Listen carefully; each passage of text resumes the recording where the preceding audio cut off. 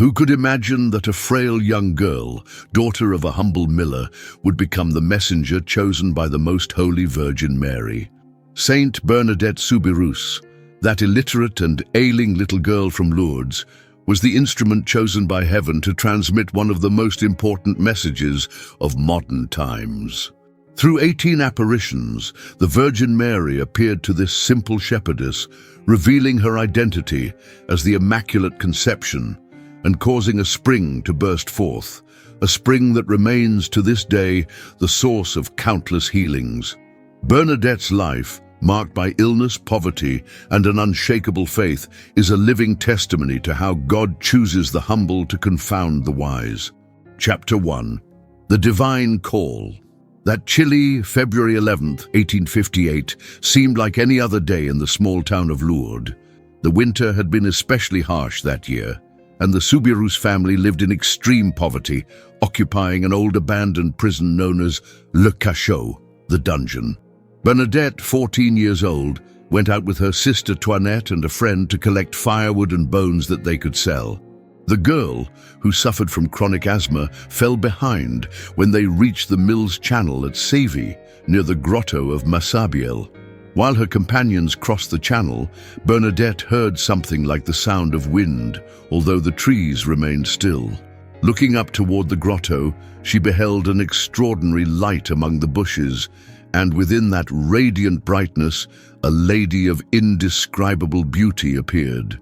Dressed in white, with a sky-blue sash, golden roses on her feet, and a rosary in her hands, the lady smiled gently at the girl without uttering a single word. Instinctively, Bernadette took her rosary and began to pray, while the mysterious lady mirrored the movement of her fingers with the beads of her own rosary. After finishing her prayer, the apparition vanished as suddenly as it had arrived. Confused but deeply moved, the young girl hurried to catch up with her companions, wondering whether she should share what she had witnessed. That night, unable to keep the secret, Bernadette recounted the event to her sister, who quickly told their parents. Louise Soubirous, fearing her daughter might have experienced a hallucination, forbade Bernadette from returning to the grotto. However, something in the girl's heart told her she must return, that this encounter was not a product of her imagination, but the beginning of something extraordinary that would change not only her life, but the lives of countless souls for centuries to come. Chapter 2. The Lady in White. 3 days later, driven by an inexplicable inner force, Bernadette persuaded her mother to let her return to the grotto of Massabielle. Accompanied by a few friends and armed with holy water, in case the apparition were a trap laid by the devil, the young girl knelt before the rocky crevice where she had seen the lady. After starting to pray the rosary, the beautiful lady appeared once again, radiating a light that did not hurt the eyes, yet surpassed the sun in brilliance. With trembling hands, Bernadette sprinkled holy water toward the apparition, saying, "If you come in the name of God, stay. If you come from the devil, go away." The lady's response was an even sweeter smile and a slight nod of her head, as though approving the girl's cautious gesture. In that moment, Bernadette fell into a deep ecstasy that surprised her companions, who watched as her face became transfigured, gaining a supernatural beauty and serenity. During that second apparition, the lady invited Bernadette to return to the grotto for 15 consecutive days. "Would you do me the favor of coming here for 15 days?" the lady asked in a melodious voice. Without hesitation, the girl answered affirmatively, though she did not understand the purpose of such visits. The lady added, "I do not promise to make you happy in this world, but in the other." News of the apparitions quickly spread throughout Lourdes and its surroundings. Some mocked the visionary, others simply doubted, while a small group began to believe in the authenticity of the events. Bernadette's parents, worried about the stir her daughter was causing, again tried to forbid her from visiting the grotto, but the girl's determination and the support of some pious townspeople prevailed. In subsequent apparitions, the crowd accompanying Bernadette grew larger. Hundreds of people watched in astonishment as the shepherdess's transfigured face shone during her ecstasies, while she remained oblivious to everything except the celestial presence that only she could see. The lady began to convey messages through the girl, calls to prayer, penance, and conversion, words that would resound powerfully in a century marked by rationalism and a departure from faith. Chapter 3. The Miraculous, Spring. February 25th marked a crucial moment in the Lourdes apparitions. That day, before a stunned crowd of over 300 people, something unexpected occurred. Following the instructions of the lady, visible only to her, Bernadette started to behave oddly.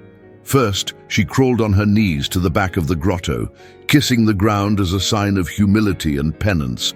Then, to the general surprise, she began to dig into the earth with her own hands. "Go drink from the spring and wash in it," the Virgin had instructed her. Yet no spring was visible there. Obediently, Bernadette continued digging until her fingers became wet with some muddy water. With great difficulty, she gathered a small amount of that murky liquid and brought it to her lips, taking a sip before washing her face. To those watching, the scene seemed incomprehensible and even ridiculous. Some thought the girl had lost her mind. However, much to everyone's astonishment, at the place where Bernadette had dug, a small trickle of water began to flow, steadily increasing in volume. The following day, the spring was flowing forcefully, and what had begun as muddy water had transformed into a clear, sparkling stream. No one recalled that a spring had ever existed at that point in the grotto, and geologists found no natural explanation for its sudden appearance. Soon after the spring emerged, the first healings were reported. Catherine Latapie, a woman from Lourdes whose right hand had been paralyzed due to a fall, immersed her hand in the waters of the new spring and instantly regained mobility. This was the first miracle officially recognized by the church associated with the water of Lourdes, but it certainly would not be the last. Chapter 4. Persecution and Proofs. As the fame of the apparitions grew, so did the opposition. The police commissioner Jacomet subjected Bernadette to intense interrogations, trying to make her contradict herself or force her to retract her words. Civil authorities were concerned about the crowds gathering at the grotto, seeing them as a potential threat to public order. The mayor of Lourdes, worried about the city's image and under pressure from higher authorities, ordered that a barrier be set up to block access to Massabielle. At the same time, the parish priest of Lourdes, Abbot Peyramale, maintained a stance of cautious reserve. Like any good shepherd, he feared that his young parishioner might be falling victim to some illusion or worse, a diabolical deception. For weeks he refused to visit the grotto and treated Bernadette rather harshly when she came to recount the lady's messages. "If the lady is who you believe her to be," he told her on one occasion, "ask her to make the wild rose bush of the grotto bloom in the middle of winter." It was an impossible test that notably the Virgin did not perform, for she did not seek to impress with spectacular signs but to touch hearts. Dr. Dozus, a respected physician in Lourdes and initially skeptical, decided to observe Bernadette scientifically during her ecstasies. To his astonishment, he found that during one of them the flame of a candle she held licked her fingers without burning them. This and other inexplicable phenomena began to convince even some of the most rational critics that they were witnessing something beyond natural order. The evidence extended to Bernadette's family as well. Her parents suffered watching their daughter become the center of so much controversy. Some neighbors accused them of exploiting the situation for personal gain, though in reality, the Soubirous family continued to live in the same poverty. François Soubirous, Bernadette's father, was even briefly imprisoned on false charges, adding another cross to the road of suffering that the visionary was undergoing. In spite of all these hardships, Bernadette maintained an admirable serenity. When asked if she was not afraid in the face of threats, she replied simply, "The lady does not frighten me." This unwavering firmness in a girl with limited education, incapable of inventing or sustaining a complex lie, began to impress even her staunchest critics. As one of them would later remark, if this were a deception, then it would be even more miraculous than the apparitions themselves. Have you ever felt that God can work wonders through the humble and simple? The story of Saint Bernadette reminds us precisely of that. We invite you to delve into the life of this extraordinary saint who, through her simplicity, transformed the world. Has her story inspired you? Leave your comments and tell us how the intercession of this humble visionary from Lourdes has touched your life or that of your loved ones. Saint Bernadette Soubirous, pray for us. Chapter 5, The Celestial Confirmation. On March 25th, 1858, the Feast of the Annunciation, Bernadette felt an inner impulse to return to the grotto, even though the 15 days of meetings requested by the mysterious lady had come to an end. With her heart pounding, the young girl once again set off for Massabielle, where a large crowd already awaited her, as the news of the visionary's return had spread quickly through town. Upon arriving at the grotto, Bernadette immediately fell to her knees and began praying the rosary. It did not take long for her face to light up with that ineffable expression the onlookers had come to recognize as the sign that an apparition was beginning. During this ecstasy, the girl maintained a silent dialogue with the lady, interrupted only by her own audible words, repeated 3 times with increasing insistence, "Lady, would you be so kind as to tell me who you are?" At last, answering this request, which the very parish priest Péramele had suggested as a definitive test, the mysterious lady separated the hands she had joined in prayer, raised her arms and her eyes to the sky, and then, bringing her hands back to chest height, pronounced, with indescribable sweetness, "Que su era immaculada concepción." I am the Immaculate Conception. Bernadette, not understanding the meaning of those words she had never heard before, ran toward the parochial house, repeating the phrase all along the way so as not to forget it.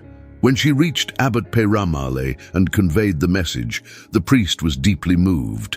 He knew that Bernadette, with her limited religious instruction, could not have known that theological term.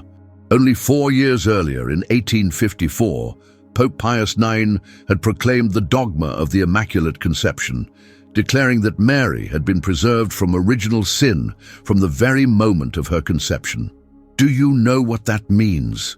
the priest asked the girl. "No, sir," she replied simply. This detail was decisive. Bernadette could not have been fabricating a message with a theological content she completely did not know. Abbot Péramele, hitherto reticent, began to believe in the authenticity of the apparitions. The revelation of the name marked a turning point. The ecclesiastical authorities, who observed the events with the prudence characteristic of the Church in such cases, initiated more detailed investigations. The Bishop of Tarbes, Monsignor Laurence, formed a commission to methodically study all the facts related to the apparitions, the reported healings, and the behavior of the visionary. Chapter 6. A Life of Simplicity. To fully understand the miracle of Lourdes, one must know Bernadette's ordinary life before the apparitions. Born on January 7, 1844, into a deeply Catholic but extremely poor family, Marie Bernadette Soubirous, her full name, was the eldest of 9 siblings, of which only 4 survived childhood, a reflection of the harsh living conditions of the time. Her father, François, was a miller, a trade that did not provide enough income to support the family. Her mother, Louise, supplemented the family's income by washing other people's clothes and caring for her children with great dedication. Prior to the apparitions, the Soubirous family had experienced progressive impoverishment, having lost their mill and eventually taking shelter in Le Cachot, a damp and dark room that had once served as a cell in the old Lourdes prison. Bernadette had suffered from poor health since childhood. Chronic asthma brought her frequent bouts of difficulty breathing, and the cholera she contracted at the age of 10 left her permanently weakened. These circumstances, combined with the extreme poverty of the family, prevented her from receiving a formal education. At 14, the age when the apparitions began, she could neither read nor write and barely knew the elementary catechism she had learned orally in preparation for her first communion. Despite these material and educational shortcomings, Bernadette possessed a remarkable spiritual richness. Her simple yet profound piety was expressed in small gestures: the daily recitation of the rosary, attending Mass whenever she could, and an unwavering trust in divine providence. Her contemporaries noted her cheerful character, her unshakable honesty, and a special tenderness for the needy, with whom she shared what little she had. In the months before the apparitions, Bernadette worked as an assistant at her aunt's inn in Bartray, a small village near Lourdes, where she primarily looked after sheep. This experience as a shepherdess reinforced in her values such as contemplative solitude, simplicity, and direct contact with nature as a reflection of divine creation. It was precisely when she was returning from Bartray to Lourdes with the purpose of preparing for her first communion that the apparitions began, forever transforming her life and the history of her small town. Chapter 7. The Path to the Convent. After the apparitions, Bernadette's life underwent a radical change. From being an anonymous poor girl, she became the center of attention for pilgrims, onlookers, and journalists. Many wanted to see her, speak with her, obtain a relic, or simply gaze upon the privileged visionary. This notoriety, far from pleasing her, was a true burden for Bernadette. Her humble nature shunned the spotlight, longing instead for a quiet existence entirely dedicated to God. The Sisters of Charity of Nevers, who managed the Lourdes Hospice School, offered Bernadette the possibility of entering as an internal student in their institution. There, shielded from public curiosity, the young girl was finally able to learn to read and write, receive her first communion on June 3, 1858, and deepen her religious training. During those years, Bernadette experienced a progressive spiritual maturation, discovering that God was calling her to dedicate her life as a nun. The discernment of her vocation was not without difficulties. Several religious congregations welcomed her with open arms, attracted by the possibility of having the Lourdes visionary among their ranks. However, Bernadette, guided by her spiritual directors, understood that her place was with the Sisters of Charity of Nevers, precisely because there she would be treated as an ordinary nun, without the special privileges derived from the apparitions. On July 7, 1866, at the age of 22, Bernadette bid farewell to the grotto of Massabielle with tears in her eyes. "I will never see her again," she told those accompanying her, aware that she was starting on a path of no return. The following day, she departed for Nevers, where she would enter the novitiate of the congregation. During the journey, when asked about her feelings, she replied with the simplicity that characterized her, "My mission in Lourdes is over. Now begins my mission in Nevers." On July 29, 1866, Bernadette received the religious habit, taking on the name Sister Maria Bernarda. Her novice mistress, wary that the young girl might become conceited by the celestial favors she had received, imposed upon her a regime of particular austerity and humiliation, treating her more severely than the other novices. Bernadette endured these trials with admirable patience, saying, "The Most Holy Virgin used me like a broom. When I am no longer needed, she puts me behind the door." Chapter 8. Sanctified Suffering. The last 13 years of Bernadette's life were marked by physical suffering endured with heroic resignation. Her already frail health deteriorated considerably in the Nevers convent. In addition to her chronic asthma, she developed a painful bone tumor in her knee and later pulmonary and osseous tuberculosis, which slowly consumed her amidst excruciating agony. For long periods, Sister Maria Bernarda was confined to her bed, unable to participate in communal life. In her moments of greatest weakness, when she could barely get up to receive Holy Communion, she transformed her room into a sanctuary of prayer and offering. "My work is to be sick," she would reply with a smile whenever someone pitied her enforced inactivity. And she would add, "Do you not see that the Most Holy Virgin chose me precisely because I am the most ignorant and the most ill? If she had found someone else more ignorant and more sick than me, she would have chosen her." Amid the most intense pains, not once was a cry or lament heard from her. On the contrary, she maintained her characteristic good humor and continually expressed gratitude for the care she received. One of her nurses testified that during a painful operation carried out without anesthesia, Bernadette tightly grasped a crucifix in her hands, shedding abundant tears silently without uttering a single groan. This identification with the crucified Christ was at the heart of her spirituality. She had deeply understood that her vocation was to collaborate in the work of redemption through love and suffering, as she herself had written. When asked by the nuns if she would like to be healed by the miraculous water of Lourdes, she replied with firm conviction, "No, the water of the grotto is not for me. The Virgin wants me to suffer." Her devotion to the Eucharist intensified during those years of illness.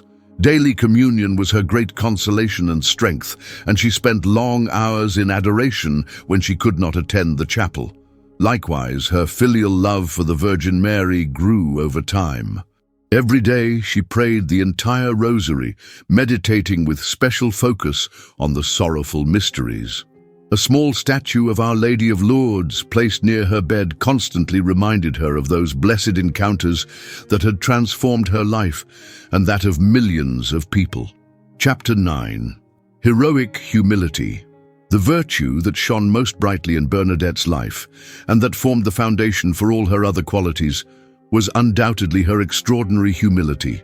This gift was evident in her constant desire to remain unnoticed, to be seen as just an ordinary nun, never speaking of the special graces she had received except when obedience required it.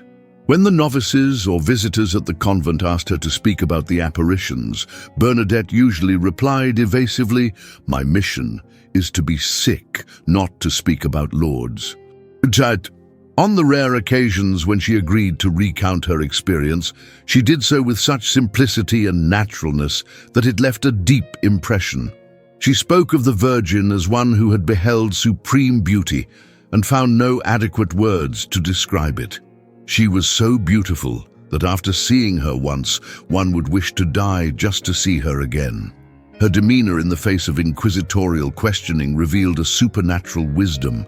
When a priest tried to contradict her by asking why the Virgin had chosen her, being so uneducated, she confidently replied, "Does an artist need a new and luxurious brush to create a masterpiece? Sometimes he chooses the worn and humble one." And then, on another occasion, when a bishop asked her if the Virgin had really spoken to her in the Béarnese dialect, she retorted, "And in what other language could she have spoken so that I would understand her?" At the convent, Bernadette performed various duties as her health allowed. She assisted in nursing, served as sacristan, and worked in sewing. In all these tasks, she proved diligent and meticulous, though she never stood out for any special skills. What truly set her apart was her ability to perform even the humblest tasks, with extraordinary love and perfect obedience. "What matters is not what is done, but how it is done," she often repeated to the young nuns. This attitude of complete self-forgetfulness reached its peak in 1876, when rumors spread about her possible canonization. Upon hearing the news, Bernadette exclaimed, genuinely alarmed, "Saint-Me, do you not see that it would be necessary to remove all the statues of the Virgin and put mine in their place? No, no, I want to remain hidden like a grain of sand." This fear of honors and her awareness of her own smallness were her most precious offering to God and the secret of her genuine spiritual greatness. Chapter 10. The Legacy of Lourdes. While Bernadette quietly endured her immolation in the Nevers convent, the message entrusted to the humble shepherdess by the Virgin was bearing abundant fruit all over the world. The grotto of Massabielle had become one of the most visited Marian shrines in Christendom, drawing millions of pilgrims from all continents each year. In 1862, after a thorough investigation, the Bishop of Tarbes, Monsignor Lawrence, officially recognized the authenticity of the apparitions, declaring, "We judge that the Immaculate Mary, Mother of God, truly appeared to Bernadette Soubirous on February 11, 1858, and on the following days a total of 18 times at the grotto of Massabielle near the city of Lourdes. That this apparition possesses all the hallmarks of truth, and that the faithful are justified in believing it to be true." Following the indications of the Virgin communicated by Bernadette, a beautiful basilica was built over the grotto, inaugurated in 1876. Years later, due to the increasing number of pilgrims, a second church, the Basilica of the Rosary, was erected, and subsequently a vast underground church, the Basilica of St. Pius X, capable of accommodating more than 20,000 faithful. The most striking aspect of the Lourdes phenomenon was the miraculous healings that continued to occur through the intercession of the Virgin, especially through the water of the spring. To study these cases with absolute scientific rigor, the Bureau de Constatation Médicales, Office of Medical Verifications, was established in 1883, where physicians of various nationalities and beliefs examined the sick before and after their pilgrimage. Only after exhaustive analyses and years of follow-up did the Church officially recognize as miraculous those healings that science could not explain. The message of Lourdes, in its apparent simplicity, contained profound theological relevance. By identifying herself as the Immaculate Conception, the Virgin confirmed the recently proclaimed dogma and offered a counterpoint of purity in an era marked by materialism and rationalism. The calls to prayer, penance, and conversion constituted an urgent appeal to a society that was beginning to stray from its Christian roots. For the sick and suffering, Lourdes became a place of special favor.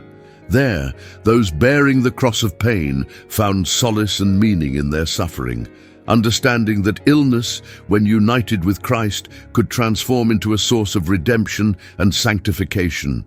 Bernadette's example, who refused to be healed by the miraculous water, demonstrated that true healing does not always lie in physical recovery, but in the loving acceptance of the divine will.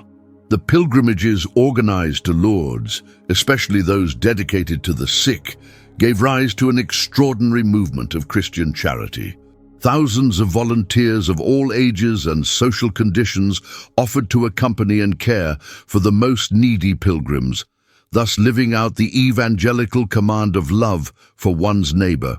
In this way, Lourdes became not only a place of physical miracles, but also of profound spiritual transformation for those who, even without receiving bodily healing, returned home with hearts renewed by the encounter with the Mother of God. Chapter 11. Death and Glorification. In early 1879, Bernadette's health deteriorated severely. Tuberculosis had invaded her lungs, causing constant bouts of breathlessness and high fevers. Her suffering intensified during Lent that year, as if the Lord wished to associate her more closely with his redemptive passion. Despite her extreme weakness, Sister Maria Bernarda maintained an admirable serenity and a clarity that surprised all who cared for her. On Good Friday, April 16th, feeling near death, Bernadette received the last sacraments. She received the viaticum with extraordinary devotion, and during the anointing of the sick, actively participated, joining in every prayer. To the nuns crying around her bed, she gently said, "Pray for me, poor sinner. Pray to God for me. I so need divine mercy. Do not weep for me. I have already reached happiness." During her final days, Bernadette endured true physical agony, yet she maintained a remarkable inner peace until the end. On the afternoon of April 16th, she addressed a moving plea to the Virgin Mary. "Holy Mary, Mother of God, pray for me, poor sinner." Those were her last words. Then, taking the crucifix she always carried, she kissed it lovingly and slipped into a silent agony that lasted until 3 in the afternoon the following day, Holy Thursday, when she peacefully surrendered her soul to God at the age of 35. Bernadette's body was laid out in the chapel of St. Joseph at the Neva convent, where thousands came to venerate her. Many witnesses were impressed by the serene beauty of her face, which seemed illuminated from within. "She was never so beautiful in life," commented one of the nuns who knew her. On April 19th, Holy Saturday, she was buried in a modest grave in the convent's garden. In the following years, Bernadette's reputation for sanctity only grew. Countless faithful visited her tomb, attributing to her intercession numerous graces and spiritual favors. In 1909, 30 years after her death, the beatification process was initiated. As part of the canonical process, on September 22, 1909, her body was exhumed and found to be incorrupt, despite the dampness of the place where it had been buried. On December 8, 1933, the Feast of the Immaculate Conception, Pope Pius V solemnly canonized Bernadette Soubirous, proclaiming her a saint of the Universal Church. In his homily, the pontiff emphasized how God once again chose the small and humble to confound the wise and powerful of this world. The liturgical feast of Saint Bernadette was fixed on April 16th, the anniversary of her ascent to heaven. Her incorrupt body currently rests in a crystal urn at the chapel of the Saint Gildard convent in Nevers, where thousands of pilgrims gather each year to venerate the humble shepherdess who had the privilege of beholding the Immaculate Conception. Thus, one who always sought anonymity and humility is now known and loved all over the world, unknowingly fulfilling her own prophecy. "I was not chosen because I was worthy, but because I am a grain of sand." Chapter 12. Devotion in Modern Times. The legacy of Lourdes was not confined to the banks of the Gave. It crossed continents and centuries, keeping alive even today a flame of faith, hope, and solidarity around Our Lady of Lourdes. Each year, millions of pilgrims, sick, elderly, young, whole families, make their way to the small town in the French Pyrenees, attracted not only by the reputation of miracles, but above all, by the spiritual experience unfolding there. In Massabielle, the candlelight procession remains the beating heart of the devotion. As night falls, a river of light meanders across the esplanade, while hundreds of voices recite the rosary in various languages. This collective gesture, born in 1872, symbolizes the trust in the mother who never abandons her children and reinforces the communion among Christians, united in prayer for common intentions, the peace of the world, the healing of the sick, the conversion of hearts. The bathing in the holy water pools installed just below the grotto continues to attract those seeking a visible sign of divine mercy. Although science does not explain the inexplicable, many report experiencing solace, relief, or even surprising cures after contact with the water of Lourdes. To accommodate these pilgrims, volunteers from dozens of countries take turns during service shifts. They transport wheelchairs, assist the sick, and organize prayer groups, living out the spirituality of care that first sprang from the hands of a simple shepherdess. Beyond France, shrines and chapels dedicated to Our Lady of Lourdes have multiplied. There are replicas of the grotto in major metropolises like São Paulo or Manila, where the rock of Massabielle is faithfully reproduced. In these spaces, modern devotion is also reflected. Live-streamed masses, online rosaries, and groups of young people sharing testimonies on blogs and podcasts. The image of the Virgin in white and blue graces Instagram and Facebook feeds, reminding everyone that the Mother of God is accessible at any time and in any place. The water of Lourdes is bottled and distributed in hospitals, nursing homes, and even private residences for those who cannot make the pilgrimage. Although it does not substitute for the in-person experience, with each sip, the trust in Mary's care is renewed.